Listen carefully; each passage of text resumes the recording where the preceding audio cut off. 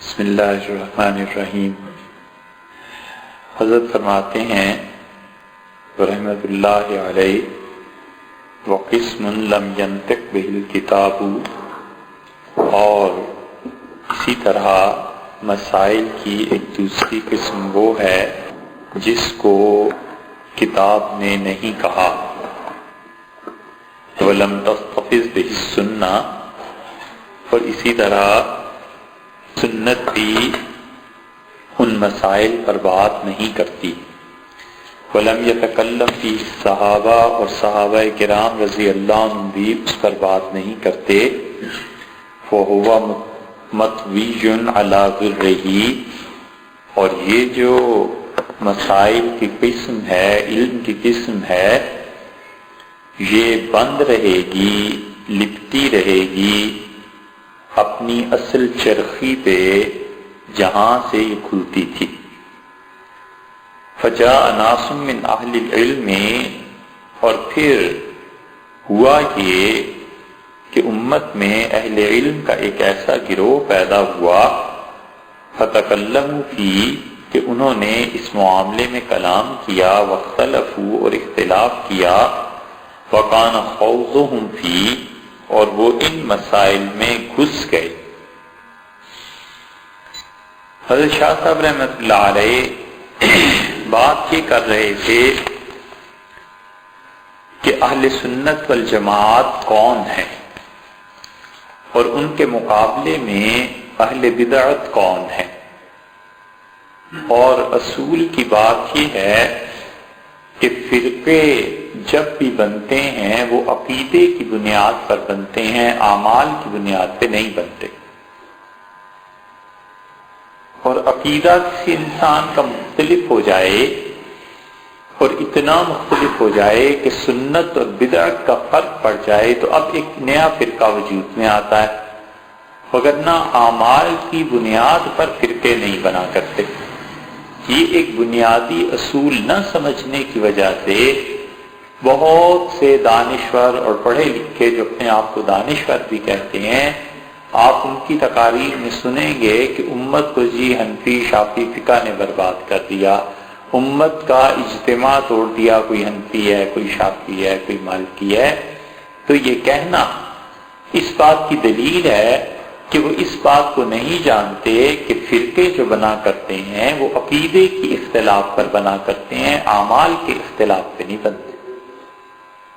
ایک آدمی ہاتھ کھول کے نماز پڑھتا ہے، ایک آدمی ہاتھ باندھ کے نماز پڑھتا ہے، ایک آدمی رفع یدین کرتا ہے، اس کے مقابلے میں ایک آدمی رفع یدین نہیں کرتا، تو یہ فرقہ نہیں بن گیا۔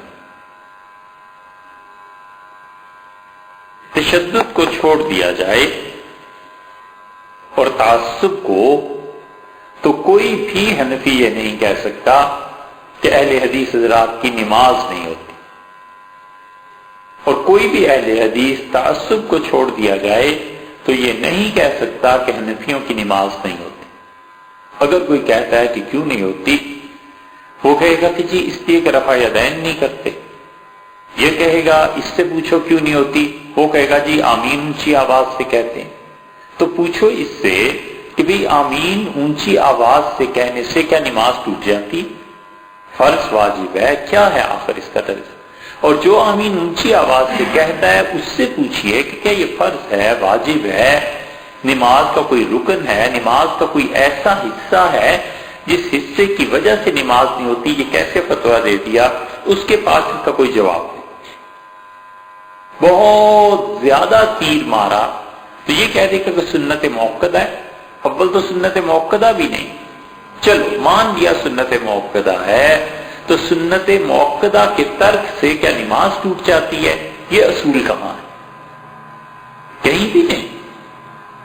تو آپس کے اختلافات میں جتنے لوگ اس بات کو لاتے ہیں کہ حنفی شافعی اختلاف ہے، غلط بات کرتے ہیں۔ احناف اور شوافع اور امت کے چاروں ائمہ اربعہ کا اختلاف اس نے کسی فرقے کو نہیں بنایا۔ فرقے بنا کرتے ہیں ہمیشہ اس وقت جب اوپر سے عقیدے کا اختلاف آتا ہے، عقیدے کے اختلاف کی بنیاد پر امت میں 20 فرقے بنے اور مٹ گئے۔ ہمارے یہاں تو 3-4 فرقے ہیں، اب سے زیادہ ہے ہی نہیں۔ دیوبند کے حضرات 1، بریلی کے حضرات 2، جن کا انتصاب فقہ جعفریہ کی طرف ہے 3، اور اہل حدیث حضرات غیر مقلد حضرات وہ تقلید کو نہیں مانتے۔ 4 طبقے ہیں کل، اور امت میں یہ حال رہا ہے کہ ایک وقت میں 20 فرقے تھے اور بٹتے چلے گئے، اس لیے کہ عقیدے کی بنیاد پہ تھے۔ اور عقیدہ جو ہوتا ہے وہ کس بنیاد پر ثابت ہوتا ہے؟ اس کی بنیادیں 2 ہی ہوتی ہیں، یا تو قرآن کریم نے قطعی فیصلہ کر دیا ہو عقیدے کا، یہ ہے چیز، اللہ تعالیٰ نے قطعی فیصلہ فرما دیا کہ لا الہ الا ہو، اللہ کے علاوہ کوئی خدا نہیں۔ اب اس کا انکار فرقہ نہیں بنائے گا بلکہ کفر میں لے جائے گا، معاذ اللہ مسلمانوں کا فرقہ نہیں بنے گا کوئی۔ ایک آدمی کہتا ہے میں خدا کو نہیں مانتا، ایک آدمی کہتا ہے 1 نہیں مانتا 2 مانتا، تو اس انسان کا جو کفر ہے اس کو مسلمانوں سے ہی نکال دے گا۔ تو عقیدہ جو بنا کرتا ہے وہ خدا کی کتاب پر یا پھر رسول اللہ صلی اللہ علیہ وسلم کی متواتر احادیث پر، اور حدیث کا تواتر، متواتر احادیث، یہ 4 طرح کی ہوتی ہیں۔ اس کی تشریح پہلے بھی غالباً کہیں گزر چکی ہے، یا یہاں اس میں یا یہ کہ کہیں بہرحال گزر چکی ہے۔ تواتر کبھی ایسے ہوتا ہے کہ ایک نسل دوسری نسل سے لیتی آتی ہے چیزوں کو، چاہے حدیث ایک ہی ہو، لیکن ایک نسل نے اسے اپنا لیا، دوسری نسل نے لے لیا، تیسری نسل نے لے لیا، تو یہ تواتر چلا آتا ہے، اس کا انکار کفر ہے۔ ایک آدمی کہتا ہے کہ ہندو ہے، کہتا ہے کہ قرآن کریم میں دکھاؤ کہیں تمہاری نماز کا طریقہ کیا ہے، کلمہ کہاں لکھا ہے تمہارا پورا۔ یہ ہندو بہت سوال اٹھاتے تھے، اب بھی اٹھاتے ہیں، کہتے ہیں کہ قرآن میں کلمہ ہی نہیں ہے، ایک ٹکڑا کہیں ہے ایک ٹکڑا کہیں۔ ہم کہتے ہیں تواتر کے ساتھ یہ جو چیز چلی آ رہی ہے کلمہ طیبہ، اس کا انکار خود کفر ہے۔ اسی طرح اور کسی محدثین نے لکھی ہیں، مگر مسئلہ یہ ہے کہ فرقہ اسلام میں بنے تو اس وقت بنے گا جب قرآن کریم کی احادیث کی کچھ اور تعویل کرے گا، توجیہ کرے گا۔ مثلا اس کی ایک مثال لے لیجیے، یہ تو مثال ہو گئی کہ لا الہ الا اللہ کے انکار سے مسلمانوں میں ہی نہیں رہے گا، کافر ہو جائے گا۔ امت میں فرقہ کیسے بنتا ہے؟ امت میں فرقہ ایسے بنتا ہے کہ ایک بات ہے اللہ تعالی نے فرما دی، حضور صلی اللہ علیہ وسلم نے کہہ دی، وہ یہ کہتا ہے کہ اس ساری حدیثوں پر نظر ڈالو تو یہ چیز ثابت ہوتی ہے، دوسرا گروہ کہتا ہے نہیں یہ چیز ثابت نہیں ہوتی۔ یہاں سے فرقہ بن گیا۔ مثلا احادیث کے پورے مجموعے پر لوگوں نے غور کیا، انہوں نے کہا جس کتاب کو حدیث کی اٹھا لو، سیدنا علی رضی اللہ عنہ کے فضائل بہت زیادہ ہیں، حضرت علی رضی اللہ عنہ کی تعریف میں احادیث بہت زیادہ ہیں، لہذا حضرت علی رضی اللہ عنہ سب سے افضل ہے۔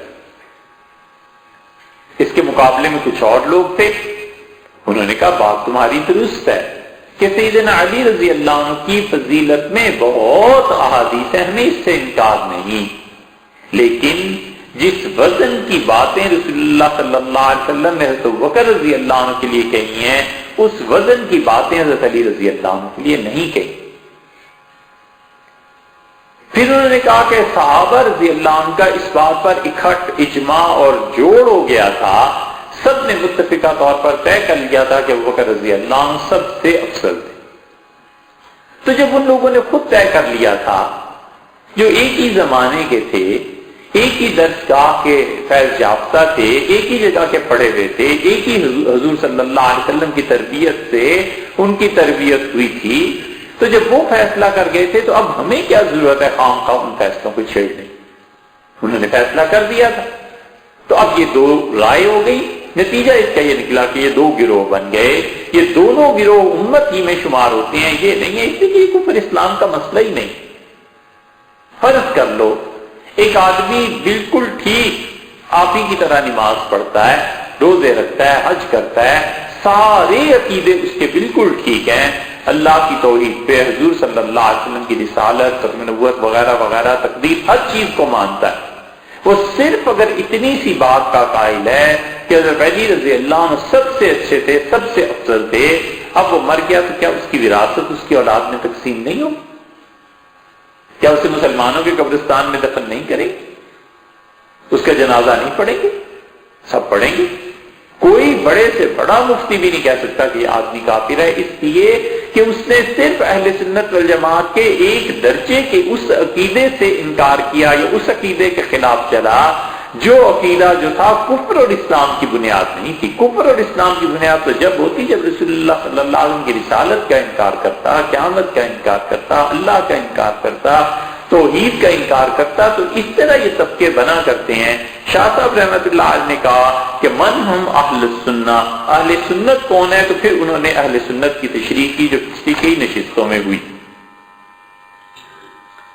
شاہ صاحب رحمۃ اللہ علیہ نے اب دوسری طرف رجوع کیا اور وہ کہتے ہیں، اور یہ بحث ہے بہت مشکل، خاص طور پہ اس کی جو ابتدائی چیزیں ہیں یہ بہت مشکل، اللہ ہی کی توفیق سے بیان کرنا ہے۔ شاہ صاحب رحمۃ اللہ علیہ دوسری قسم لگاتے ہیں اور وہ کہتے ہیں کہ امت میں فرقے بنتے کیسے ہیں، بنے کیسے، اور علم کی تقسیم کیسے ہوئی۔ سب سے بڑھیا علم، سب سے مضبوط علم اور سب سے سچا علم اللہ سے بڑھ کے کوئی علم والا نہیں۔ حتیٰ کہ پوری دنیا مل کر جس چیز کو کہے کہ یہ ہے اور اللہ کہہ دے نہیں ہے تو اللہ ہی کا کہنا درست ہے، دنیا کا کہنا درست ہے۔ نبی کہہ دے کہ یہ کام ہے اور اللہ کہہ دے نہیں ہے تو اللہ ہی کا کہنا درست ہے۔ آپ کہیں گے نبی کیسے کہہ دے گا؟ حضرت نوح علیہ السلام نے کہا اپنے بیٹے کے متعلق کہ انہ من اہلی، اللہ یہ میرے گھر والوں میں سے، یہی کہا۔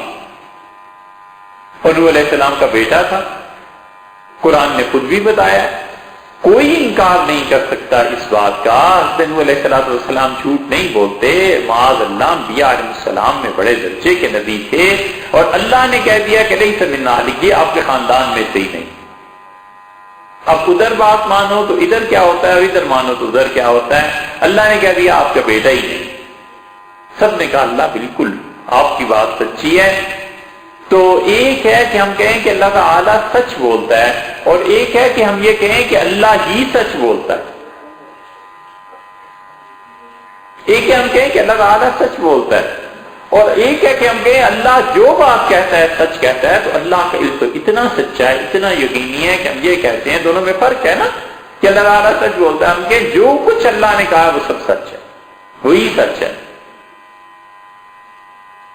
تو علم اللہ کا، اور اللہ تعالیٰ نے دنیا کو جو علم دیا ہے یہ علم حس سے حاصل ہوتا ہے، چھونے سے پتہ چلتا ہے، دیکھنے سے پتہ چلتا ہے، حواس خمسہ کے ذریعے ہمیں علم حاصل ہوتا ہے۔ حواس خمسہ بتاتے ہیں کہ کیا چیز ہے اور کیا چیز نہیں ہے۔ حسی علم ہو گیا، جانور کو بھی حاصل ہوتا ہے، گرم پانی رکھتے ہیں جانور نہیں پیتا، جانور سامنے سے آتے ہوئے دیکھتا ہے، ہرن کے شیر آ رہا ہے بھاگ کھڑا ہوتا ہے۔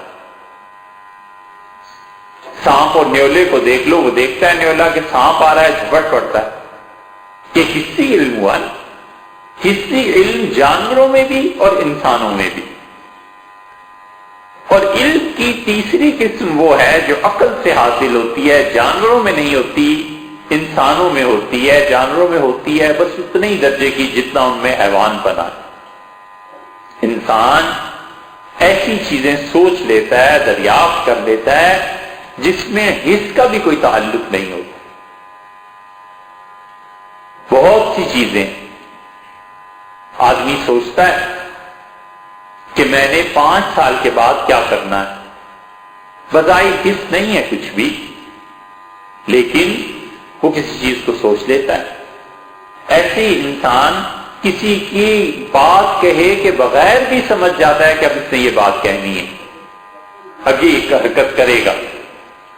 یہ ایسا علم ہے جو اس انسان کو عقل کے ذریعے حاصل ہوا، جانور اسے حاصل نہیں کر سکتا۔ اور حس کا علم اور عقل کا علم، اور اس کے بعد تیسرا ذریعہ ہے علم کا جو روح سے حاصل ہوتا ہے، یہ روح کا علم ہے۔ اور روح سے جو علم حاصل ہوتا ہے وہ روح کے علوم بالعموم اولیاء اللہ کو حاصل ہوتے ہیں۔ اللہ تعالیٰ دکھا دیتے ہیں کہ یہ چیز ہے ایسی۔ صحابہ کرام رضی اللہ عنہ کو علم حاصل تھا، یہ دیکھ لیتے تھے، چیزیں خواب میں نظر آ جاتی تھی، کشف ہو جاتا تھا۔ یہ روح کا علم ہے۔ جانوروں کا تو اس میں حصہ کیا ہوگا؟ بہت مرتبہ جب حقیقی علم نازل ہوتا ہے روح کا تو اس علم میں کافروں کا بھی حصہ نہیں ہوتا، کیونکہ کافر بھی خواب دیکھتا ہے اور سچا دیکھتا ہے کبھی کبھی۔ یہ روح کا علم ہے، اور اللہ تعالیٰ دکھا دیتے ہیں کہ یہ ہونا ہے، یہ نہیں ہونا، یہ چیز ایسے ہو جائے گی، یہ چیز ایسے ہو جائے گی۔ بہت سے ہندو اور سکھ اپنا خواب بیان کرتے ہیں اور بالکل خواب سچا ہوتا ہے۔ یہ روح کا علم ہے جو اسے بھی دیا جاتا ہے، لیکن اس علم کی تطہیر ہوتی ہے، پاکیزگی ہوتی ہے، اور اللہ تعالیٰ کبھی کبھی اپنی ذات اور اپنی صفات اور مقامات کا جو انکشاف کرتے ہیں اولیاء اللہ پر مراقبات میں، وہ کافر کا نصیب نہیں ہے، کافر کا حصہ ہی نہیں۔ اس میں کبھی ایسا بھی وقت آتا ہے کہ آدمی سمجھتا ہے وہ مر جائے گا، نماز پڑھنے کھڑا ہوا اور گر گیا، بے ہوش ہو گیا۔ وہ اتنے علوم نازل ہونا شروع ہو جاتے ہیں کہ اس آدمی کی روح کے لیے ممکن نہیں ہوتا کہ سب چیزوں کو سمیٹ سکے، اپنے حواس کھو دیتا ہے۔ کبھی کبھی یہی اللہ کی تجلی پوری قوت سے آدمی کی روح پر پڑتی ہے اور آدمی مجذوب ہو جاتا ہے۔ اس مقام پہ پہنچ کے خدا اسے تکلیف کے عالم سے اٹھا لیتا ہے۔ تکلیف کا عالم کیا؟ جیسے ہم ہیں، نماز پڑھنی ہے، روزہ رکھنا ہے، عقل سلامت ہے نا، اللہ تعالیٰ اسے بالکل اس عالم تکلیف سے الگ کر لیتا ہے کہ اب یہ مجذوب ہو گیا، اب وہ کام کرے گا جو اللہ اسے ڈائریکٹ کہے گا، وہ شریعت کے کام نہیں کرے گا۔ جیسے ہمارے آپ کے لیے نماز پڑھنا فرض ہے، اس کے لیے یہ فرض ہو جائے گا کہ کسی کو تھپڑ مار دے۔ جیسے ہمارے آپ کے لیے روزہ فرض ہے، اس انسان کے لیے فرض ہو جائے گا معاذ اللہ کہ وہ چرس پی لے۔ اب وہ کیا ہے؟ ہم اسے کہتے ہیں یہ حرام کام کر رہا ہے، بالکل ٹھیک ہے، ہمیں یہی کہنا ہے، یہی فتویٰ دینا ہے، حتیٰ کہ اسلامی حکومتوں تو اسے سزا بھی دینی ہے، سب کچھ کرنا ہے، لیکن ہم یہ نہیں کہہ سکتے کہ آخرت میں یہ آدمی برباد ہو گئی، اس لیے کہ ہم جانتے نہیں ہیں اس دنیا کو، اس کا اور اللہ کا جو بھی تعلق ہے وہ جانے، اس لیے ہم آخرت کے متعلق لوگوں کا حکم نہیں لگا سکتے۔ ہم صرف دنیا کے قانون کی بات کریں گے، کیونکہ اگر اسلام یا کوئی بھی قانون اجازت دے دے کہ وہ دیوانہ بن کے جو مرضی کرتا پھرے تو وہ تو پھر قتل بھی کر سکتا ہے اور وہ کسی کو مار بھی سکتا ہے۔ یہ علم کی ایسی چیز ہے تفصیل کہ انسان کی روح کو علم حاصل ہوتا ہے، تو انسان حس سے علم حاصل کرتا ہے، وہاں جانوروں کے ساتھ برابر ہے، جانور کو بھی دکھائی دیتا ہے، انسان کو بھی دکھائی دیتا ہے۔ پھر دوسرے درجے میں انسان عقل کے ذریعے حاصل کرتا ہے، یہاں کافروں کے ساتھ برابر ہے۔ تیسرے درجے میں انسان روح کے ذریعے علم حاصل کرتا ہے، یہاں بھی کافر کا اشتراک ہے۔ اس کے بعد جب علم کی تطہیر ہوتی ہے، پاکیزگی ہوتی ہے، تو اللہ تعالیٰ علم جو دیتا ہے پھر وہ ایسا علم ہوتا ہے جو اولیاء اللہ کے حصے کا ہوتا ہے۔ حضرت عمر رضی اللہ عنہ کو حاصل تھا۔ اتنی مثالیں ہیں اس کی، اتنی مثالیں ہیں، کہاں سے شروع کریں؟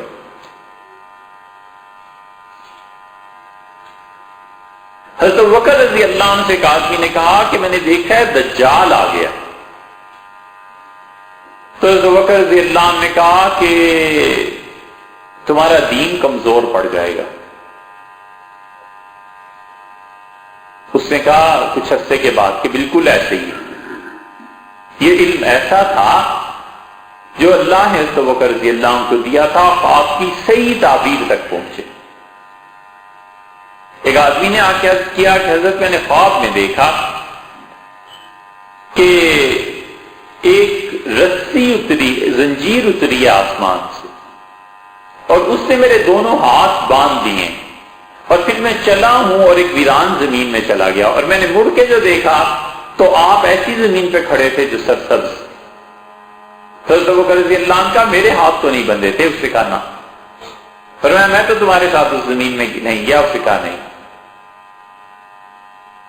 تو حضرت ابوبکر رضی اللہ عنہ نے کہا کہ اس کا مطلب یہ ہے کہ تم جو اس زمین میں چلے گئے تو اسلام میں تھے، کفر میں چلے جاؤ، اور اللہ کے دین کے بارے میں جو تمہیں شرح صدر تھا یہ سب چیزیں ختم ہو جائیں گی۔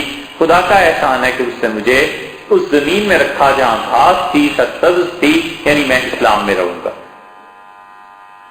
خود حضرت عمر رضی اللہ عنہ کے سامنے ایک آدمی آیا، اس نے کہا میں نے عجیب خواب دیکھا ہے۔ فرمایا کیا ہوا؟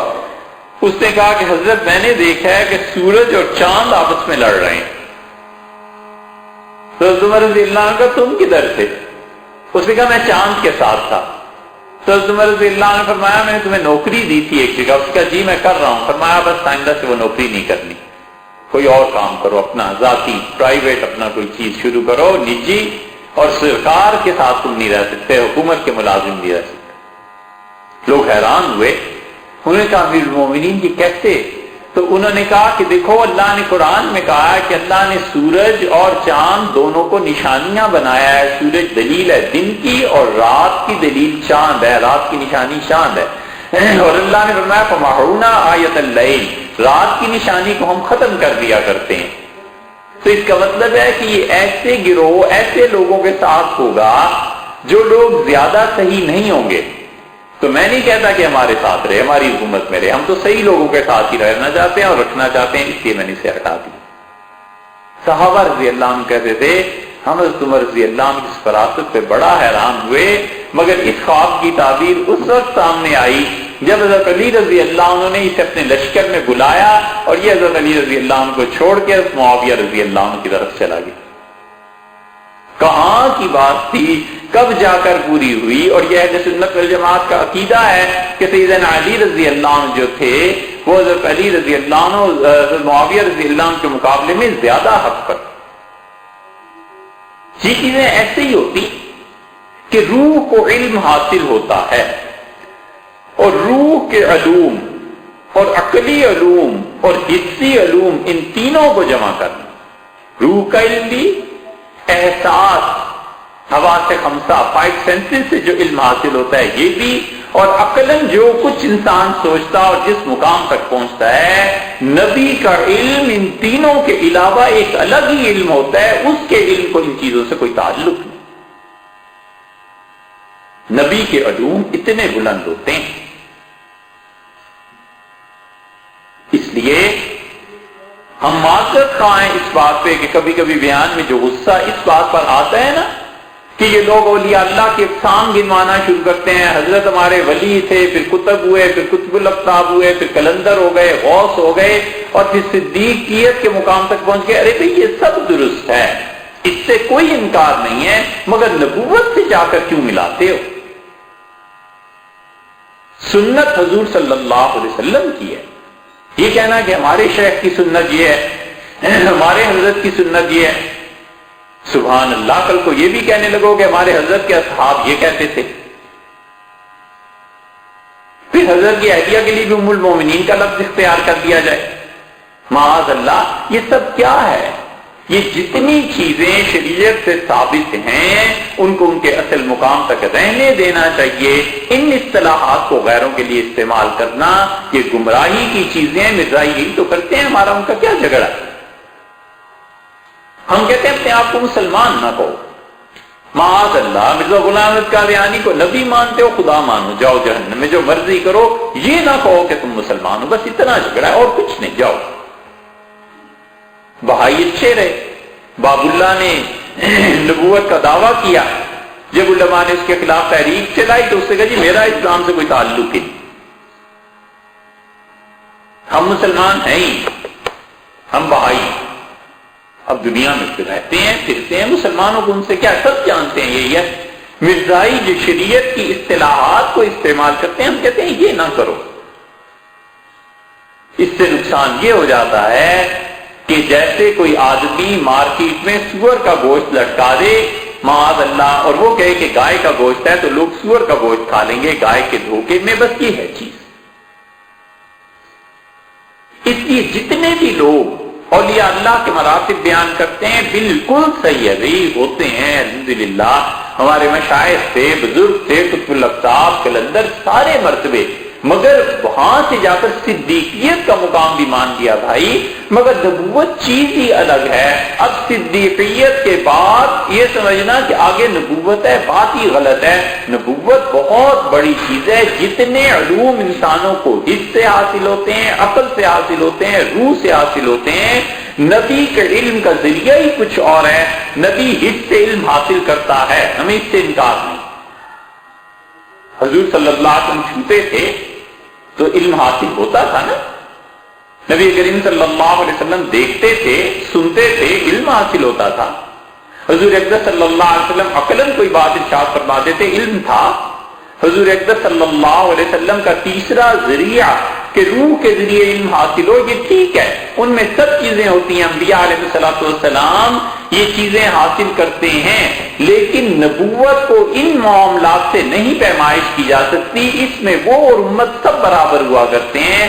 نبی کے علم کا صحیح اور ایک ہی ذریعہ ہوتا ہے، نبی صرف ایک ہی ذریعے سے علم حاصل کرتا ہے، وہ اللہ ہے۔ نبی کا علم اللہ کے ذریعے آتا ہے۔ انبیاء علیہ الصلوۃ والسلام حواس کے بھی محتاج نہیں اپنے علم کے لیے، روح کے بھی اس کشفی حالت کے بھی محتاج نہیں، اور انبیاء علیہ الصلوۃ والسلام اپنے علم کے لیے عقل کے بھی محتاج نہیں، اگرچہ انہیں حاصل ہوتا ہے علم سے، لیکن انبیاء علیہ الصلوۃ والسلام کا صرف ایک ہی سورس ہوتا ہے علم کا، اور علم کا ایک سورس ان کا وہ اللہ ہے۔ اسی لیے اللہ نے فرمایا کہ آپ لوگوں کے درمیان فیصلے کیجئے، اراک اللہ، جو اللہ نے آپ کو دکھایا، تو نبی ان آنکھوں سے بھی دیکھتا ہے علیہ الصلوۃ والسلام، اللہ اس سے دکھاتا ہے، اس کے علم تک کون پہنچ سکتا ہے؟ اس لیے انبیاء علیہ الصلوۃ والسلام کے جو بالکل ادنا علوم ہے، اس کے لیے ایک بات جو ہے پوری امت کو بھی صدیق اکبر رضی اللہ عنہ کا مقام حاصل ہو جاتا تو بھی وہاں تک نہیں پہنچ سکتے تھے، اس لیے کہ اس کا ذریعہ اللہ ہے۔ حتیٰ کہ ہے مشکل بحث سے، لیکن سمجھ میں آتی ہے۔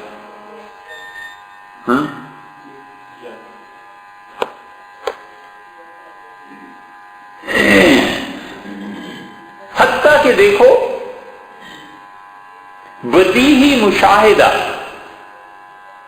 100% جس چیز کا یقین ہو، یہ بھی نبی کے علم کے مقابلے میں جب آتا ہے تو نبی کا علم زیادہ قابل اعتبار ہوتا ہے۔ انبیاء علیہ الصلوۃ والسلام اپنے علم پر زیادہ اعتماد کرتے ہیں بنسبت اس مشاہدے کے جو بدیہی طور پر ہو رہا۔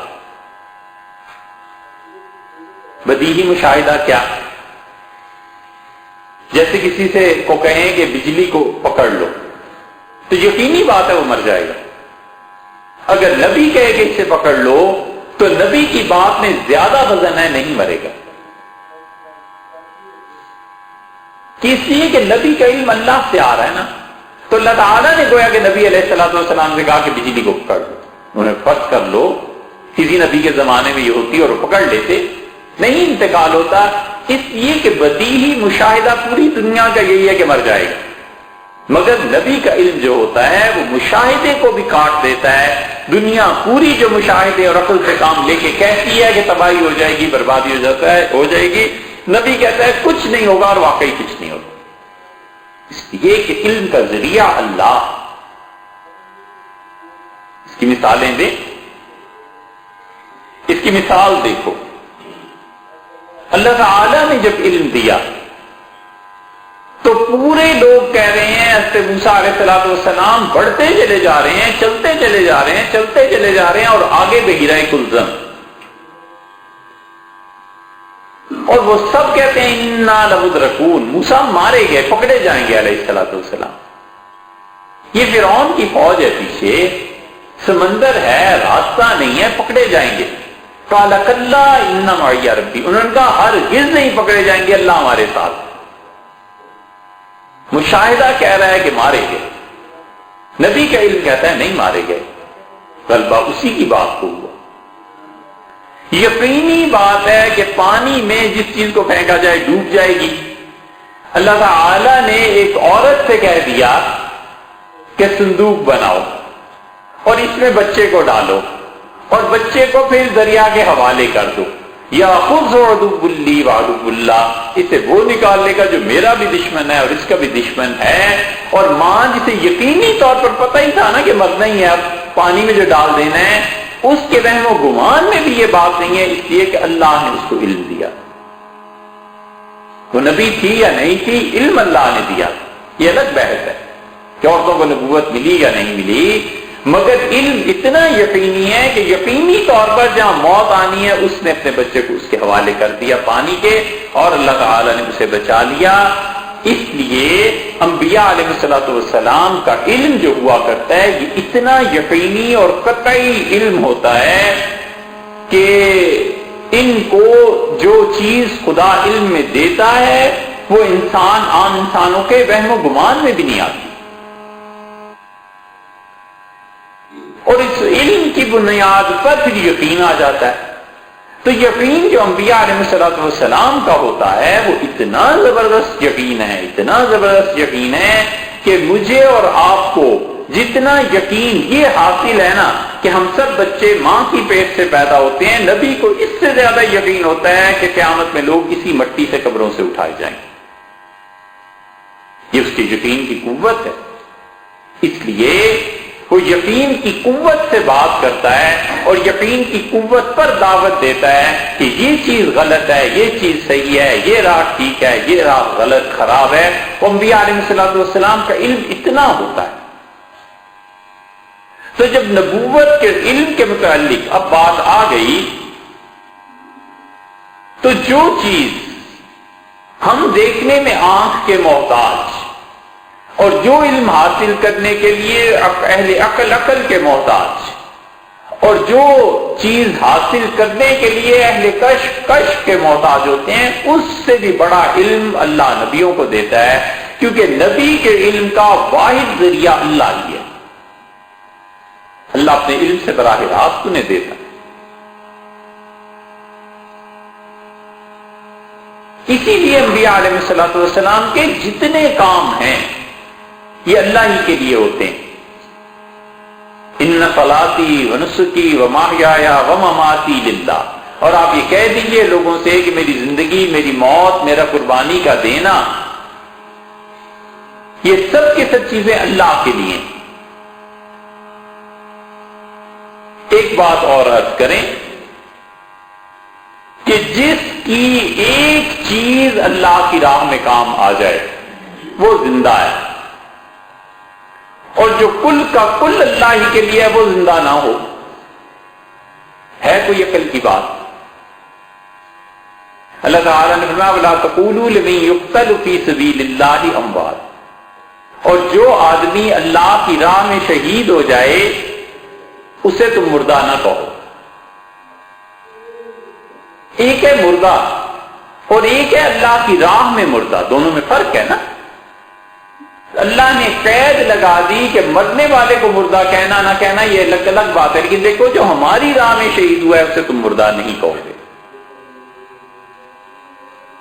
ڈاکٹر کہتا ہے کہ ٹھنڈا پانی نہ استعمال کریں، اب آپ گھر پہنچے اور آپ نے جا کے کہا مجھے پانی پلا دو، تو کوئی کہے کہ جی آپ کو تو پانی سے ڈاکٹر نے منع کیا تھا، تو آپ کہیں گے بھائی ٹھنڈے سے منع کیا تھا، ٹھنڈے پانی سے قید لگائی تھی ٹھنڈک کی، مطلقاً پانی سے منع نہیں کیا کہ پانی نہ پیوں۔ یہی بات ہے۔ ماں کہتی ہے انا کو، دایا کو، کسی کو کہ میرے بچے کو گرم نہ کھلانا، وہ سرے سے کھلائی نہ، بچہ رو رہا ہے، تو وہ کہتی ہے کہ میں نے تمہیں کہا تھا گرم نہ کھلانا، یہ تھوڑا ہی کہا تھا کہ کھانا ہی نہ کھلانا۔ اللہ نے ایک چیز کی قید لگائی، فرمایا جو ہماری راہ میں مارا جائے اسے، وہ شہید ہے لہذا اسے مردہ نہ کہو۔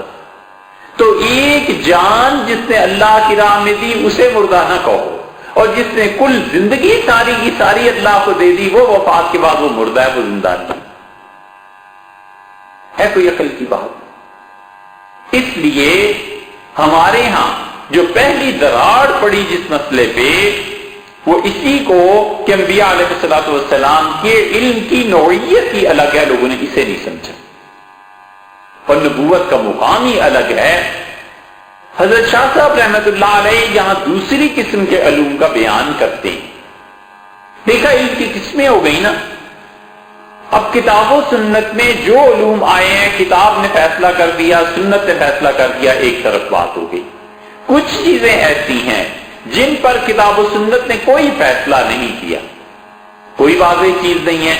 شاہ صاحب رحمت اللہ علیہ اب اس قسم کا بیان کرتے ہیں اور کہتے ہیں وقسم، اور ایک ایسی قسم بھی علم کی ہے لم ينطق به الكتاب ولم تستفز به السنة ولم يتكلم فيه الصحابة وهو مطوي على غره فجاء ناس من اهل العلم فتكلموا فيه واختلفوا وكان خوضهم فيه۔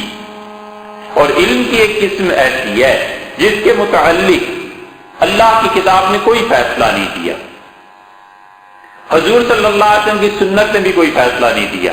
اس کا مطلب ہے کہ وہاں علم نہ اللہ سے آیا اور وہاں پر علم نہ حضور صلی اللہ علیہ وسلم سے آیا، اور نہ اس میں صحابہ کرام رضی اللہ عنہ نے دخل دیا۔ یہ بہت بڑی بات ہے جو شاہ صاحب رحمت اللہ نے یہاں لکھی ہے۔ اس کا مطلب یہ ہے کہ ہمارے لیے صحابہ کرام رضی اللہ عنہ کا کسی مسئلے پر بولنا اور فیصلہ کر دینا اور اس کے متعلق کوئی کلام کرنا یہ دلیل ہے دین کی۔ اگر یہ دلیل نہ ہوتی تو شاہ صاحب کتاب و سنت کے بعد صحابہ رضی اللہ عنہ کا ذکر نہ کرتے۔ صحابہ رضی اللہ عنہ جو فیصلے کر چکے اور جن معاملات میں انہوں نے رائے دے دی وہ بھی حجت، اور جہاں ان کا اختلاف ہوا وہاں پھر قیامت تک فیصلہ ہی نہیں ہو سکتا۔ دونوں طرف صحابہ کرام رضی اللہ عنہ میں اب قطعی فیصلہ نہیں ہو سکتا۔ جو لوگ ان معاملات میں قطعی فیصلے کے پیچھے پڑ جاتے ہیں کہ حق یہ ہے یا یہ ہے تو وہ آدمی بالعموم نتیجے تک نہیں پہنچ سکتے، اس لیے کہ حق اور باطل کی بحث ہی نہیں ہے۔ دونوں طرف صحابہ رضی اللہ عنہ ہیں، یہ حق اور باطل کی بحث تھوڑی ہی۔ اتنے محتاط تھے اسی لیے صحابہ رضی اللہ عنہ کہ عبداللہ ابن مسعود رضی اللہ عنہ کے پاس ایک آدمی آیا اور اس نے کہا میں نے ایک جگہ نکاح کا پیغام بھجوایا، میرا نکاح ہو گیا اور رخصتی نہیں ہوئی، اور پھر میری نظر اس خاتون کی بیٹی پر پڑی تو مجھے وہ پسند آ گئی تو میں نے اسے طلاق دے دی اور اس سے نکاح کر دیا۔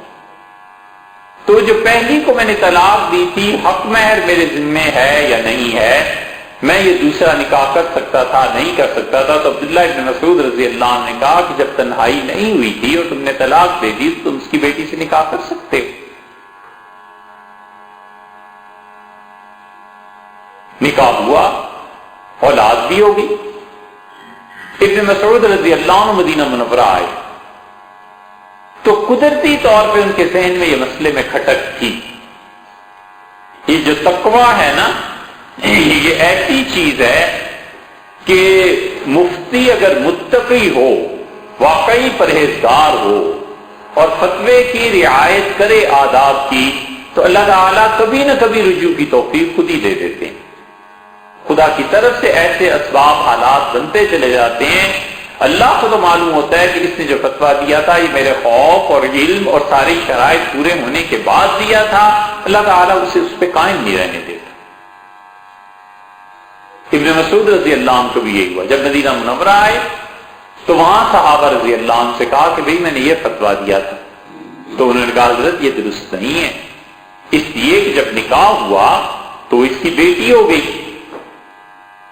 جب بیٹی ہوئی سوتیلی تو اس سے چاہے طلاق دے دیو، نکاح تو ہوا تھا نا، تو سوتیلی بیٹی سے نکاح کیسے جائز ہو گیا؟ ابن مسعود رضی اللہ عنہ کا رخصتی نہیں ہوئی تھی، انہوں نے کہا ہو یا نہ ہو صرف نکاح ہی سے وہ آپ کی بیوی ہو گئی تھی، اسی لیے تو اسے طلاق پڑی اور اس کی بیٹی آپ کی بیٹی ہو گئی تھی۔ ابن مسعود رضی اللہ عنہ گئے کوفہ میں، واپس آ کے جدائی کروائی، علیحدگی کروائی، اس نے کہا میرے بچے ہو گئے ابن مسعود رضی اللہ عنہ کا، مجھے کچھ نہیں پتا، لیکن میں تمہیں یہ بتاتا ہوں شریعت کا مسئلہ یہ ہے، میں نے فتویٰ دینے میں تسامح ہو گیا مجھ سے، اور مجھے اب پتا چلا ہے صحابہ رضی اللہ عنہ فتویٰ دیا ہے، میں رجوع کرتا ہوں۔ اور اولاد انہوں نے حضرت عبداللہ ابن مسعود رضی اللہ عنہ نے کہا کہ ہم اس کا بندوبست کریں گے۔ پھر کیا بندوبست کیا ہوگا یہ مجھے معلوم نہیں ہے، لیکن ابن مسعود رضی اللہ عنہ سے کہا کہ ہم اولاد کا بندوبست کر دیں گے، لیکن یہ تمہارا نکاح نہیں ہوا۔ یہ علم ہے اور اس کے ساتھ تقویٰ جمع ہو گیا۔ صحابہ رضی اللہ عنہ میں یہی تھا کہ جس چیز پر انہوں نے فیصلہ کر دیا، اور سب سے بڑے فیصلے حضرت عمر رضی اللہ عنہ کیے، امیر المومنین رضی اللہ عنہ نے جن چیزوں پر صحابہ رضی اللہ عنہ کو اکٹھا کر لیا اور اجماع ہو گیا صحابہ رضی اللہ عنہ کا کہ یہ بات بس فیصلہ ہو گیا ہے اس پہ، وہ فیصلہ کوئی نہیں توڑ سکا، کوئی اس کے خلاف نہیں چل سکا۔ خاص طور پہ امام ابو حنیفہ رحمۃ اللہ علیہ کو جتنی روایات پہنچی کہ حضرت عمر رضی اللہ عنہ کے زمانے میں لوگ اس بات پر متفق ہو گئے تھے، انہوں نے اسی پہ فیصلہ کر دیا، کوئی ادھر ادھر نہیں کہ یہ علم تھا صحابہ کرام رضی اللہ عنہ۔ حضرت عمر رضی اللہ عنہ مسجد نبوی میں آئے، یہ حدیث کی بڑی کتابوں میں بھی آتا ہے واقعہ، اور بحث یہ ہو رہی تھی، کسی نے آ کے مسئلہ پوچھا، اور اس نے مسئلہ یہ پوچھا کہ میں اپنی بیوی کے قریب گیا اور میرا اس کا تعلق پوری طرح قائم ہو گیا، لیکن میں فارغ نہیں ہوا، تو مجھ پہ غسل واجب ہے یا نہیں؟ صحابہ رضی اللہ عنہ نے کہا کہ محض دخول سے غسل واجب نہیں ہوتا۔ کچھ آ رہا تھا، کچھ اور صحابہ رضی اللہ عنہ بیٹھے تھے، انہوں نے کہا کیا مسئلہ تھا؟ اس لڑکے نے بتایا یہ مسئلہ تھا، ان کا غسل واجب ہوتا ہے۔ بات ہوتے ہوتے بحث ہوئی اور حضرت عمر رضی اللہ عنہ تک پہنچی۔ حضرت عمر رضی اللہ عنہ نے کہا کہ تم ابھی سارے زندہ ہو بدری، اور تم لوگوں میں اختلاف پڑ گیا ہے، تو بعد میں آنے والوں میں کیا ہوگا؟ جاؤ اور پوچھو اور اس کا فیصلہ، اس کا حل کرو کیا ہے۔ تو لوگوں نے بھیجا کسی کو، حضرت عمر رضی اللہ عنہ نے کہا ام المومنین عائشہ رضی اللہ عنہ سے پوچھو کہ رسول اللہ صلی اللہ علیہ وسلم کیا فرماتے تھے۔ حضرت عائشہ رضی اللہ عنہ نے کہا کہ رسول اللہ صلی اللہ علیہ وسلم غسل فرماتے تھے اس پہ، اور وہ فتویٰ دیتے تھے اسی کا کہ محض دخول سے غسل واجب ہو جاتا ہے، نہانا ضروری ہو جاتا ہے۔ حضرت عائشہ رضی اللہ عنہ کی بظاہر یہ خبر واحد تھی، مگر تمام صحابہ رضی اللہ عنہ نے فیصلہ کر لیا اس پہ، اور جن لوگوں نے وہ فتویٰ دیا تھا انہوں نے کہا امیر المومنین ہم نے کسی زمانے میں رسول اللہ صلی اللہ علیہ وسلم سے یہی سنا تھا کہ الماء بالماء، پانی یعنی نہانا واجب ہوتا ہے جب پانی جسم سے باہر آ جائے۔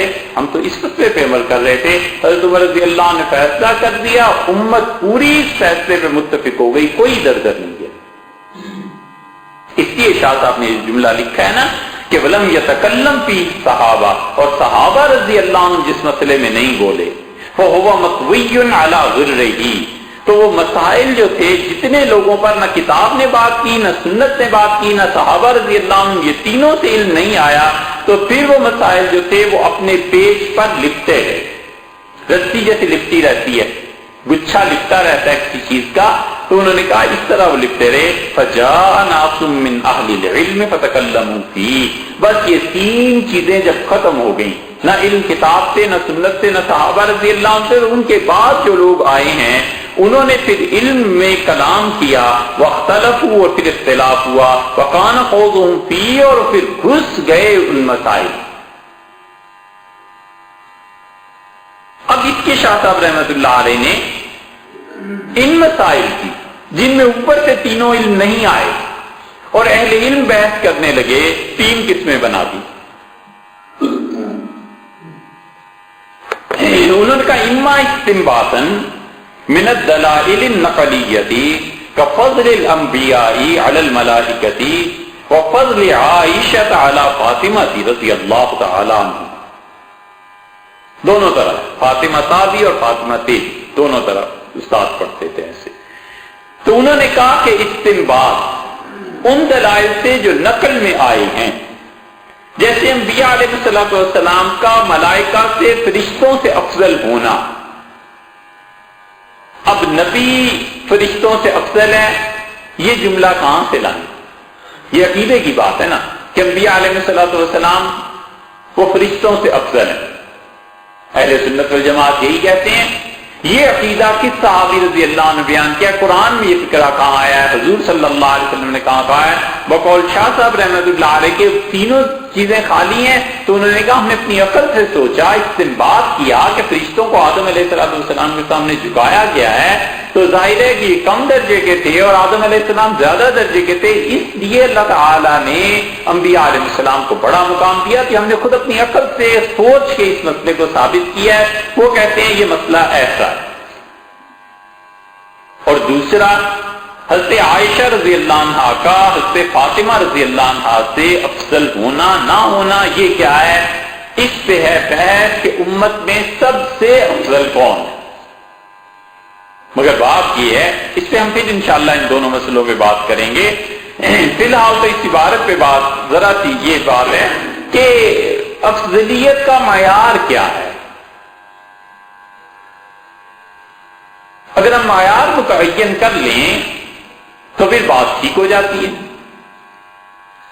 کوئی قاعدہ پیمانہ مقرر کر لیں کہ افضل ہونے کا، بہتر ہونے کا معیار یہ ہے. اب جو اس معیار پہ پورا اترتا ہے اس معیار کو مان لیا جائے. ٹھیک یہی مسئلہ پیش آ جاتا ہے کبھی کبھی لوگوں کو کہ حضرت علی اور حضرت بکر رضی اللہ عنہ دونوں میں سے افضل کون ہے. اہل سنت والجماعت تو فارغ ہو گئی اس مسئلے سے. انہوں نے کہا صاف بات یہ ہے کہ حضرت علی رضی اللہ عنہ افضل ہیں. تو یہ ایسی چیزیں حضرت بکر رضی اللہ عنہ افضل ہیں حضرت علی رضی اللہ عنہ کی نسبت سے. جس ترتیب سے اللہ نے خلافت دی ہے اسی ترتیب سے ان کی افضلیت ہے. لیکن پھر بھی کتابوں میں علمی طور پر لوگ بحث کرتے ہیں، اس پہ بھی بحث کرتے ہیں کہ حضرت عائشہ رضی اللہ عنہ افضل ہیں یا حضرت فاطمہ رضی اللہ عنہ افضل ہیں. افضلیت کا معیار کیا ہے؟ امام ابو حنیفہ رحمۃ اللہ علیہ ایسے ہی مسائل کے بارے میں اجتہادی طور پر آراء دیا کرتے تھے. اور امام صاحب رحمۃ اللہ علیہ کسی نے پوچھا تھا کہ حضرت یہ جو حضرت معاویہ اور حضرت علی رضی اللہ عنہ کی جنگ ہوئی تھی، یہ جو معاملہ تھا اگر آپ ہوتے تو کہاں ہوتے؟ انہوں نے کہا اگر میں ہوتا تو حضرت علی رضی اللہ عنہ کے جھنڈے کے نیچے ہوتے. یہ ساری عقائد کی کتابوں میں مل جائیں گے حضرت علی رضی اللہ عنہ کے فکر. ابراہیم نخعی رحمۃ اللہ علیہ سے پوچھا گیا، ابراہیم نخعی رحمۃ اللہ علیہ نے کہا کہ ہم ہوتے تو سیدنا علی رضی اللہ عنہ کے ساتھ ہوتے. یہ ایسے مسائل جو آتے تھے صحابہ رضی اللہ عنہ سے جو علم آتا تھا. حضرت امام ابو حنیفہ رحمۃ اللہ نے کتنی اچھی بات کی. انہوں نے کہا کہ اگر علی اور معاویہ رضی اللہ عنہ کے درمیان یہ چیزیں نہ ہوتی تو ہمیں تو پتہ ہی نہ چلتا کہ اسلامی حکومت کے خلاف اگر بغاوت ہو جائے تو پھر باغیوں کے ساتھ کیا سلوک ہونا چاہیے. بہت زبردست بات تھی. انہوں نے فرمایا مجھے تو مسائل کا پتہ ہی نہ چلتا. اگر یہ بغاوت نہ ہوتی حضرت علی رضی اللہ عنہ کے خلاف اور یہ معاملہ نہ پیش آتا تو ہمیں تو نہ پتہ چلتا. مسائل کا پتہ اس وقت چلا اور سیدنا علی رضی اللہ عنہ کا علم اور ان کا تقوی اور رسول اللہ صلی اللہ علیہ وسلم کی تربیت اس وقت سامنے آئی ہے. یہ غور کرنے کی بات ہے کہ ہم لوگوں کو جب علمی اختلاف ہوتا ہے ایک دوسرے سے تو ہم کس حد تک گر جاتے ہیں. یہ ہے رسول اللہ صلی اللہ علیہ وسلم کی تربیت کا نتیجہ کہ وہ لوگ آئے جو خلاف لڑ رہے تھے دوسری طرف صحابہ رضی اللہ عنہ کے، تو انہوں نے حضرت علی رضی اللہ عنہ سے کہا، انہوں نے کہا علی آپ ان لوگوں کے جنازہ پڑھا رہے ہیں، آپ ہمیں اجازت دیں ہم ان کا مال تقسیم کریں، ان کی عورتوں کو باندیاں بنائیں. پھر انہوں نے کہا امیر المومنین کہ یہ لوگ کافر نہیں ہیں. یعنی اس آدمی کے ذہن میں یہ تھا کہ جو حضرت علی رضی اللہ عنہ کی مخالفت کر رہا ہے یہ کافر ہے. حضرت علی رضی اللہ عنہ سے تو تربیت ہوئی بھی تھی نا، باب العلم تھے، علم کا دروازہ تھے. ابن تیمیہ رحمۃ اللہ علیہ نے چونکہ ان میں کچھ اثر پایا جاتا ہے اس چیز کا، انہوں نے خواہ اس حدیث کے متعلق لکھ دیا کہ یہ حدیث موضوع ہے ترجمان السنہ میں. اور یا ابن معین رحمۃ اللہ علیہ وغیرہ کی روایت ہے. اور دوسری جگہ اسی ترجمان السنہ میں جا کے آگے ایک جگہ لکھ دیا کہ یحییٰ رحمۃ اللہ علیہ کی روایت کو تو کوئی چیلنج کر ہی نہیں سکتا. منہاج السنہ ہم نے کیا کہا؟ منہاج السنہ، منہاج السنۃ النبویہ. خیر حضرت علی رضی اللہ عنہ سے اس آدمی کے ذہن میں یہ تھا کہ جو ان کے خلاف ہے وہ کافر ہے. تو حضرت علی رضی اللہ عنہ نے کہا کیا بات ہے؟ اس سے کہا امیر المومنین یہ کافر نہیں. حضرت علی رضی اللہ عنہ کا کفر سے ہی بچ کے تو رسول اللہ صلی اللہ علیہ وسلم کے پاس آئے. اب وہ تھوڑا سا نرم پڑا, کہنے لگا یہ منافق نہیں. تو حضرت علی رضی اللہ عنہ نے کہا منافق تو اللہ نے کہا ہے تھوڑا اللہ کو یاد کرتے ہیں, لا یذکرون اللہ الا قلیلا. منافق آدمی تھوڑا یاد کرتا ہے اللہ کو, یہ تو اللہ کو بہت یاد کرنے والے. بڑا پریشان. اب اس سے نیچے مسلمانوں کا درجہ تھا, کیا کہتا, کہنے لگا پھر یہ کون ہے؟ تو حضرت علی رضی اللہ عنہ کا اخواننا بغول ہے, ہمارے بھائی ہیں, میرے خلاف بغاوت انہوں نے کی تھی, بس اتنی سی بات ہے. ٹھیک جس پیمانے پہ رکھنا تھا اس پیمانے پہ رکھا. اہل علم کی یہی شان ہے کہ علمی مسائل میں اختلاف بسم اللہ 100 بار, مگر ذاتیات اور اس درجے تک نوبت پہنچ جائے یہ کون سا دین اور مذہب ہے جس نے تلقین کی. اس لیے صحابہ رضی اللہ عنہ سے جو علم آیا ہے وہ یا تو آیا ہے ان کے فتووں کی صورت میں, یا پھر انہوں نے جہاں پہ فیصلے نہیں کیے, مثلاً یہ کہ حضرت عائشہ اور حضرت فاطمہ رضی اللہ عنہ میں سے کون افضل ہے, افضلیت کا معیار کیا. اگر بنائیں افضلیت کا معیار نسب ہے, حضرت فاطمہ رضی اللہ عنہ کا نسب اچھا ہے نا حضرت عائشہ رضی اللہ عنہ سے, تو پھر نسب کا معیار اگر بنانا ہے تو پھر تو حضرت فاطمہ رضی اللہ عنہ رسول اللہ صلی اللہ علیہ وسلم سے بھی افضل ہے, اس لیے کہ محمد ابن عبداللہ ہیں اور یہ فاطمہ بنت محمد ہے علیہ السلام. اگر نسب معیار بنانا ہے تو پھر تو حضرت فاطمہ رضی اللہ عنہ رسول اللہ صلی اللہ علیہ وسلم سے بھی افضل بنتی. معیار کیا ہے؟ اسی لیے لوگ آ کے وہاں اٹک گئے ہیں کہ جتنے بھی اہل تشریح حضرات وہ لکھتے ہیں حضرت علی رضی اللہ عنہ کی افضلیت پہ, اور محقق طوسی بہت بڑا محقق, کیا کہنے اس کے علم کے اور کیا کہنے اس کی شرارتوں کے. علم بھی اتنا ہی تھا, بہت بڑا آدمی, علم میں دیکھیں تو ٹوپی سر سے اتر جائے, اور اتنا شرارتی, اتنا خراب آدمی, اتنا گھٹیا کہ تاتاریوں کو دعوت دے کے بغداد تباہ کرا دیا, مسلمانوں کی خلافت توڑ دی اس شخص نے. اس کے سارے کرتوت تھے وہ, اور ہلاکو اور اس کی اولاد کو لیا, زور لگا دیا اس نے حضرت علی رضی اللہ عنہ کے افضل ہونے پہ, حضرت بکر رضی اللہ عنہ کے. لیکن دیکھو اس طرف عقل نہیں گئی کہ افضلیت کا معیار کیا ہے. اللہ نے کہا لا یستوی منکم من انفق من قبل الفتح وقاتل, تم میں سے جن لوگوں نے مال خرچ کیا ہے اسلام کے لیے فتح مکہ سے پہلے, اور جہاد کیا ہے فتح مکہ سے پہلے, یہ لوگ فتح مکہ کے بعد والے مال خرچ کرنے والوں سے اور جہاد کرنے والوں سے افضل نہیں ہو سکتے. لا یستوی منکم من انفق من قبل الفتح وقاتل.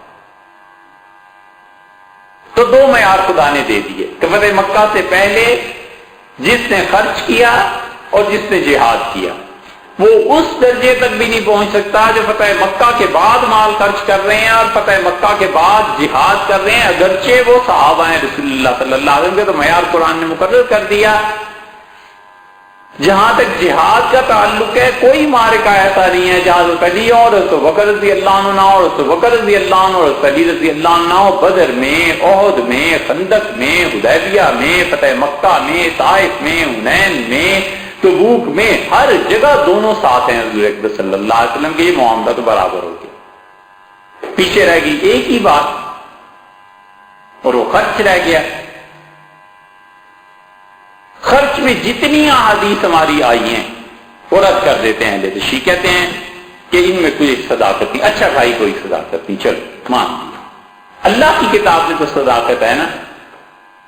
آپ ذرا غور کیجئے گا اس آیت پہ. اللہ تعالی نے فرمایا ہے کہ وَمَا لِأَحَدٍ عِندَهُ مِن نِعْمَةٍ تُجْزَىٰ إِلَّا ابْتِغَاءَ وَجْهِ رَبِّهِ الْأَعْلَىٰ. ہے بڑی نازک بات. اللہ نے کہا ہے کسی ایک شخص کا بھی اس پر احسان نہیں ہے, وہ تو اپنا مال محض اللہ کے لیے خرچ کرتا ہے. پھر آیت دیکھیے, اللہ تعالیٰ نے وَمَا لِأَحَدٍ عِندَهُ مِن نِعْمَةٍ, اور اس شخص پر کسی ایک آدمی کا بھی احسان نہیں ہے کہ یہ اس احسان کا عوض چکانے کے لیے اپنا مال خرچ کرے. الا ابتغاء وجہ ربہ الاعلی، یہ اپنے رب کے لیے خرچ کرتا ہے اور اس کا پروردگار عنقریب اس سے راضی ہو جائے گا۔ یہ کون ہے؟ یہ حضرت ابوبکر رضی اللہ عنہ۔ اللہ نے لِأَحَدٍ کا لفظ استعمال کیا کہ کسی ایک شخص کا بھی مال خرچ کرنے کے بارے میں اس پر احسان نہیں ہے حضرت ابوبکر رضی اللہ عنہ پہ۔ اللہ نے یہ جو فرمایا نا وَمَا لِأَحَدٍ، کسی ایک شخص کا بھی، تو در حقیقت نفی کر دی ہے رسول اللہ صلی اللہ علیہ وسلم کی بھی، کہ نبی کریم صلی اللہ علیہ وسلم سمیت کسی ایک شخص کا بھی اس پہ مال کے معاملے میں احسان نہیں۔ حضور صلی اللہ علیہ وسلم کا احسان کہ انہوں نے ہدایت دی، ان کی وجہ سے ملی، یہ تو سب پہ ہی ہے، پوری امت ہے، وہ ایک الگ بات ہے۔ لیکن مادی اشیاء میں پیسہ خرچ کرنے میں اللہ نے کہہ دیا کہ حضور صلی اللہ علیہ وسلم وَمَا لِأَحَدٍ، کسی ایک شخص کا بھی ابو بکر پہ احسان نہیں ہے، اس کا احسان ہے مال کے معاملے میں۔ اور ٹھیک یہی وہ چیز ہے جو رسول اللہ صلی اللہ علیہ وسلم یقیناً سمجھے ہوئے تھے، اور آپ نے فرمایا کہ لوگوں سب کے احسانات کا بدلہ میں نے چکا دیا، ابو بکر رضی اللہ عنہ کا احسان بس باقی ہے، اس کی جزا اللہ دے گا اسے، اس لیے کہ ابو بکر رضی اللہ عنہ مال خرچ کرتے تھے۔ اب جہاد ختم، دونوں کا برابر ہو گیا، مال کا رہ گیا تھا، حضرت علی رضی اللہ عنہ پہ اس کو مقابلے میں لے لو، حضرت علی رضی اللہ عنہ پہ تو رسول اللہ صلی اللہ علیہ وسلم خود اپنا مال خرچ کرتے تھے، تو پھر افضل کون ہوا؟ ظاہر ہے کہ حضرت ابوبکر رضی اللہ عنہ سے۔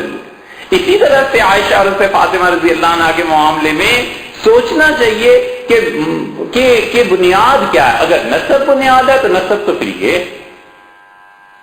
اگر علم بنیاد ہے اور علم افضلیت کی بنیاد ہے تو پھر دونوں میں سے امت کو علم کا زیادہ فائدہ سیدھا فاطمہ رضی اللہ عنہ سے پہنچا، حضرت عائشہ رضی اللہ عنہ سے پہنچا، یقیناً حضرت عائشہ رضی اللہ عنہ سے زیادہ فائدہ پہنچا امت کو بنسبت اس کے کہ سیدھا فاطمہ رضی اللہ عنہ کی روایات امت تک پہنچتی۔ حضرت عائشہ رضی اللہ عنہ کا علم اتنا بڑا تھا، اتنا زیادہ تھا کہ ابھی آپ کو بتایا کہ اکابر صحابہ رضی اللہ عنہ، حضرت عمر رضی اللہ عنہ جیسی ہستی بیٹھے ہوئے مسجد نبوی میں اور کہتے ہیں جاؤ عائشہ رضی اللہ عنہ سے فتویٰ پوچھو کہ کیا۔ حضرت عائشہ رضی اللہ عنہ کا علم اتنا زیادہ تھا، اتنا کہ معاویہ رضی اللہ عنہ فتویٰ دریافت فرماتے تھے کہ ان سے پوچھو ام المؤمنین رضی اللہ عنہ کیا فتویٰ دیتی ہیں، حتیٰ کہ حضرت عثمان رضی اللہ عنہ بعض معاملات میں رجوع فرمایا اور کہا عائشہ رضی اللہ عنہ سے پوچھو کیا فتویٰ دیتی ہیں۔ اتنا علم تھا تو امت کو ان سے فائدہ پہنچا ہے زیادہ۔ حضور صلی اللہ علیہ وسلم کی محبت وہ تھی، دونوں کے ساتھ تھی، حضرت فاطمہ رضی اللہ عنہ کے ساتھ بھی تھی، حضرت عائشہ رضی اللہ عنہ کے ساتھ بھی تھی، محبت کا اپنا مقام تھا۔ حضرت فاطمہ رضی اللہ عنہ سے تو ایسی محبت تھی کہ حضرت علی رضی اللہ عنہ نے ارادہ کر لیا۔ ارادہ کیا کر لیا؟ وہ آئے مکہ مکرمہ تو حضور صلی اللہ علیہ وسلم بھی کی خدمت میں ہی تھے، ساتھ ہی حاضری ہوئی تھی وہاں، تو وہاں پر ان کے بھائیوں نے کہا کہ علی تم دوسرا نکاح پڑھو، دوسری شادی تمہاری کراتے ہیں، اور شادی کے لیے تجویز ہوئی ابو جہل کی بیٹی۔ حضور صلی اللہ علیہ وسلم کو پتہ چلا تو آپ حرم میں آئے، لوگ جمع تھے، آپ نے خطبہ دیا اور آپ نے فرمایا اللہ نے جس چیز کو حلال کیا ہے میں اسے حرام نہیں کرتا، اور جس چیز کو اللہ نے حرام کیا ہے میں اسے حلال نہیں کرتا۔ انہی احادیث کی بنیاد پر ہمارے فقہا کا، احناف کا فیصلہ یہ ہے کہ حلال اور حرام کا اختیار صرف اللہ کو ہے، حضور صلی اللہ علیہ وسلم کو بھی یہ اختیار نہیں تھا۔ اصول کی کتابوں میں جو بڑی کتابیں ہیں مسلم الثبوت وغیرہ وغیرہ، ان میں سب میں یہ مسئلے ملیں گے، خاص طور پہ فواتح الرحمود اور جو اس کی شرح انہوں نے کی ہے مدراس کے امام عبدالعلی صاحب رحمۃ اللہ علیہ نے کمال کی شرح کی ہے، انہوں نے اس میں ان مسائل کو لکھا ہے کہ آخری فیصلہ حلال اور حرام کا اختیار اللہ کو تھا، حضور صلی اللہ علیہ وسلم کو حلال حرام کرنے کا اختیار نہیں تھا۔ رسول اللہ صلی اللہ علیہ وسلم میں حلال کو حرام اور حرام کو حلال نہیں کرتا، لیکن میں یہ کہتا ہوں کہ اللہ کے نبی کی بیٹی اور اللہ کے دشمن کی بیٹی دونوں ایک گھر میں جمع نہیں ہو سکتی۔ علی اگر چاہتے ہیں کہ ابو جہل کی بیٹی سے شادی کریں، میری بیٹی کو طلاق دے، اور پھر رسول اللہ صلی اللہ علیہ وسلم علی کو پتہ نہیں ہے کہ جو چیز میری بیٹی کو تنگ کرتی ہے وہ مجھے بھی تنگ کرتی ہے، جو چیز اسے پریشان کرتی ہے وہ مجھے بھی پریشان کرتی ہے۔ رسول اللہ صلی اللہ علیہ وسلم کا تعلق اور محبت یہاں ایسا تھا، حضرت عائشہ رضی اللہ عنہ کے ساتھ جو تعلق تھا، امہات المومنین میں سے کسی نے کہہ دیا حضور صلی اللہ علیہ وسلم سے کوئی بات، تو رسول اللہ صلی اللہ علیہ وسلم عائشہ کے بارے میں کچھ بات مت کہو، اللہ کی قسم اس عورت کا حال یہ ہے کہ میں اس کے لحاف میں لیٹا ہوا ہوتا ہوں اور خدا کی وحی نازل ہوتی ہے، وہ اتنی اچھی۔ حضرت مجدد الفسانی رحمۃ اللہ علیہ نے مکتوبات شریف میں بھی بات لکھی ہے ایک، حضرت مجدد رحمۃ اللہ نے لکھا ہے کہ میں ہمیشہ حضور اقدس صلی اللہ علیہ وسلم کے لیے ایصال ثواب کرتا تھا اور اہل بیت کرام رضی اللہ عنہ کے لیے۔ تو ایک دن زیارت ہوئی خواب میں، تو میں نے دیکھا رسول اللہ صلی اللہ علیہ وسلم کچھ میری طرف توجہ نہیں فرما رہے، تو مجھے بڑی پریشانی ہوئی خواب میں کہ حضور صلی اللہ علیہ وسلم کا چہرہ مبارک میری طرف نہیں، مطلب توجہ نہیں فرما رہے۔ تو نبی کریم صلی اللہ علیہ وسلم نے زور سے یہ بات کی، آپ نے فرمایا جو ہمیں کچھ بھیجتا ہے اسے پتا نہیں ہے کہ ہم کس کے گھر میں ہیں، اس گھر والی کے لیے بھی تو کچھ کرے۔ تو اس سے مجدد رحمۃ اللہ علیہ کہتے ہیں پھر مجھے تنبیہ ہوئی، اور اس کے بعد میں اہل بیت کرام کے ساتھ رسول اللہ صلی اللہ علیہ وسلم کی ساری بیویوں کے لیے ایصال ثواب کرتا ہوں۔ مجھ سے فرمایا کہ جس کے گھر میں ہم ہیں یہ چیز، اب اس کا فیصلہ کیا ہے؟ ایک تو عقلی ہے، ایک اہل سنت والجماعت کی بات ہے عقل پہ، وہ انشاءاللہ بات کریں گے۔ دوسری قسم شاہ صاحب رحمۃ اللہ علیہ فرماتے ہیں جو بہت مشکل عبادت ہے، فرماتے ہیں کہ وَإِمَّا لِتَوَقُّفِ الْأُصُولِ الْمُوَافِقَةِ لِلسُّنَّةِ عَلَيْهِ، یا پھر کچھ اصول کی باتیں ایسی ہیں جن پر دار و مدار ہے کہ اسلام کے مسائل کا حل کیا ہوگا، وَتَعَلَّقُهَا بِهِ بِزَامِهِ، اور کچھ لوگوں کا خیال یہ ہے کہ جب تک وہ اصول طے نہ ہوں شریعت کی بات میں فیصلہ نہیں کیا جا سکتا، كَمَسَائِلِ الْأُمُورِ الْعَامَّةِ، جیسے امور عامہ کے مسائل، وَشَيْءٌ مِّن مَبَاحِثِ الْجَوَاهِرِ وَالْأَعْرَاضِ، اور جواہر اور اعراض کے مسائل، فَإِنَّ الْقَوْلَ بِحُدُوثِ الْعَالِمِ يَتَوَقَّفُ عَلَى إِبْطَالِ الْحُجُولَةِ، اس لیے کہ اس کائنات کا تباہ ہونا یا دنیا کا پیدا ہونا یہ اصل میں کہتے ہیں کہ اس بات پر موقوف ہے، اس کی اصل اس بنیاد پر ہے کہ حجولہ کا ابطال کیا جائے، وَإِثْبَاتِ الْجُزْءِ الَّذِي لَا يَتَجَزَّأُ، اور کسی ایسے جز کے لیے اقرار کیا جائے کہ اس سے زیادہ تقسیم اس کائنات میں نہیں ہو سکتی، آخری ایٹم جو ہے اس کے متعلق اقرار مانا جائے، وَالْقَوْلُ بِخَلْقِ اللَّهِ تَعَالَى الْعَالَمَ بِلَا وَاسِطَةٍ، اور یہ عقیدہ اہل سنت والجماعت کا کہ اللہ تعالیٰ نے اس کائنات کو بنایا ہے بغیر کسی واسطے کے، يَتَوَقَّفُ عَلَى إِبْطَالِ الْفَضِيَّةِ الْقَائِلَةِ، اگر اہل سنت اس کو مانیں گے تو اس کا رد جا کر پڑے گا، اس کی وجہ سے ماننا پڑے گا کہ بأن الواحد لا يصدر عنه الا الواحد، یہ جو کہتے ہیں فلاسفہ کہ ایک سے ایک ہی چیز بنتی ہے، تو اس اصول پر اس کا جا کر رد پڑتا ہے۔ والقول بالمعجزات، اور اسی طرح معجزات کا اہل سنت والجماعت کا ماننا يتوقف على انکار اللزوم العقلی بین الاسباب ومسبباتها، اور چوتھی چیز جو اہل سنت والجماعت معجزات کو مانتے ہیں تو اس کے لیے پھر یہ ماننا پڑے گا کہ اسباب اور اسباب کے نتیجے میں جو چیزیں بنتی ہیں ان کے درمیان عقلی طور پر کوئی ربط نہیں ہوتا۔ والقول، اور پانچویں بات یہ کہ بالمعاد الجسمانی، اور جسمانی طور پر یہ ماننا کہ یہی جسم ہمارے آخرت میں ہوں گے، يتوقف على امکان اعادت المعدوم، اس سے پہلے یہ بات ماننی پڑے گی کہ جو چیز بالکل ختم ہو جاتی ہے اسے دوبارہ پیدا کیا جا سکتا ہے، الى غیر ذالک، اس طرح کے کتنے ہی مسائل ہیں، مما شعنوا به کتبهم، جس سے ان کی کتابیں بھری پڑی۔ شاہ صاحب رحمۃ اللہ علیہ نے یہ جو 5 چیزیں یہاں بیان کی ہیں خالصتاً فلسفے سے تعلق رکھتی ہیں اور منطق سے، اور فلاسفہ ہمارے ہاں جو تھے انہوں نے بہت کردار ادا کیا ہے، جو صحیح معنی میں مسلمان فلسفی تھے علم، اور حتیٰ کہ اس فلسفے کا اثر جا کر پڑا علم کلام پہ. اسی لیے پہلے زمانے میں علم کلام ایک الگ چیز تھی، فلسفہ ایک الگ چیز تھی، اور 6 تقسیمیں کرتے تھے علوم کی، اور ہوتے ہوتے پھر طبعیات جسے آپ فزکس کہتے ہیں، اور الہیات اللہ تعالیٰ کی ذات اور صفات کے مسائل، اور تیسرے منطق لاجک جسے کہتے ہیں. ان تینوں کا مجموعہ بنا کر بعد کے متأخرین نے کہا کہ علم کلام اور فلسفہ یہی.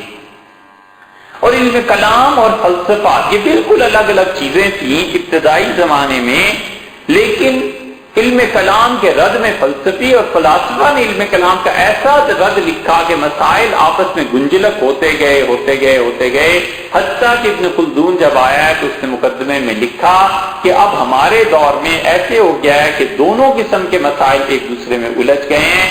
اور پھر اسی پہ محقق دوانی تھے، انہوں نے کام کیا رحمت اللہ علیہ، اور محقق توسی تھے، اس نے کام کیا.